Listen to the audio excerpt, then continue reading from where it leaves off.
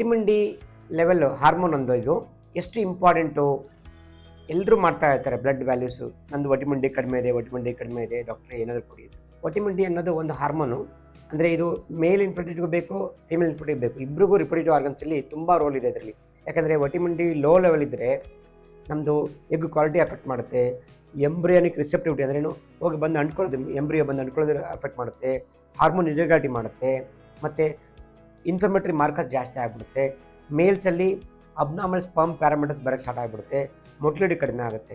So ಅದಕ್ಕೇ ನಾವು ಎಷ್ಟು ಮಟ್ಟಿಗೆ ವ್ಯಾಲ್ಯೂ ಇಡಬೇಕು, 30 ನ್ಯಾನೋಗ್ರಾಮ್ಸ್. ಅದಕ್ಕೇ ಎಲ್ಲ ಸೆಂಟ್ರಲ್ಲೂ ವಿಟಮಿನ್ ಡಿ ಲೆವೆಲ್ ಮಾಡ್ತೀವಿ.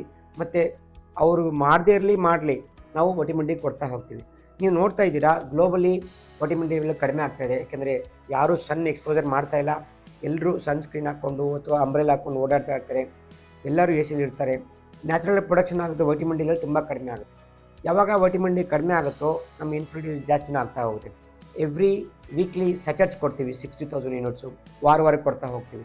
ಅಂದ್ರೇನು, ಯಾವಾಗ vitamin D level below 30 nanogram ಇರುತ್ತೋ ಆವಾಗ ನಿಮಗೆ ಸಪ್ಲಿಮೆಂಟೇಷನ್ ತೊಗೊಳ್ಳೇಬೇಕಾಗುತ್ತೆ. Excess vitamin D is also not good. ಯಾಕೆಂದರೆ ಹೈಪರ್ ವಿಟಮಿನೇಷನ್ಸ್ ಆಗ್ತಾಯಿದೆ. ಅದರಿಂದ ತುಂಬ ಸ್ಕಿನ್ ಅಬ್ನಾರ್ಮಲಿಸ್ ಬರುತ್ತೆ. ಆಮೇಲೆ ನಮ್ಮ ರಿಪ್ರೊಡಕ್ಟಿವ್ ಫೇಲ್ಯೂರ್ ಜಾಸ್ತಿ ಆಗ್ತಾ ಹೋಗುತ್ತೆ.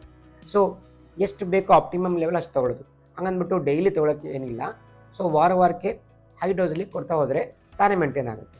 ಸೊ ಅದಕ್ಕೇ ಆ ವಿಟಮಿನ್ ಡಿ ಅನ್ನೋದು ನಮ್ಮ egg quality, embryo receptivity, sperm parameters ಮತ್ತು ಇನ್ಫ್ಲಮೇಟರಿ ಮಾರ್ಕರ್ಸು ಎಲ್ಲದಕ್ಕೂ ತುಂಬ ಎಫೆಕ್ಟ್ ಮಾಡುತ್ತೆ. ಸೊ ಆ ಲೆವೆಲನ್ನು ಕರೆಕ್ಟಾಗಿ ಇಟ್ಕೊಂಡ್ರೆ ನಮಗೆ ಸಕ್ಸಸ್ಸು ಜಾಸ್ತಿ ಬರುತ್ತೆ.